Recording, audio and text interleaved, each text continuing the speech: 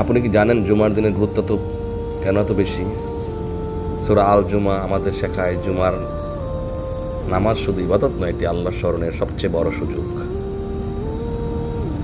আল্লাহ বলেন, হে মুমিন, জুমার দিনে নামাজের আহ্বান দেওয়া হলে আল্লাহর স্মরণের দিকে ধাবিত হও। সূরা আল জুমা আয়াত 9। এই সূরার ফজিলত দুনিয়ার ব্যস্ততা থেকে ইমানকে বাঁচায়। জুমার নামাজের গুরুত্ব হৃদয় গেঁথে দেয়, মুমিনদের আত্মশুদ্ধির পথে আহ্বান জানায়। নিয়মিত সূরা আল জুমা পড়া আমাদের মনে করিয়ে দেয় আল্লাহর স্মরণই প্রকৃত সফলতা। আজই এই সূরা তেলাওয়াত করুন আর জুমার দিনের বরকত লাভ করুন। বিসমিল্লাহির রহমানির রহিম।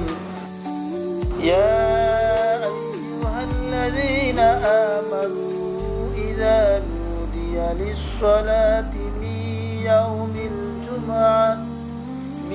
ইয়াউমিল ফাসআউ ইলা যিকরিল্লাহি ওয়া যারুল বাই', যালিকুম খায়রুল লাকুম ইন কুনতুম তা'লামুন।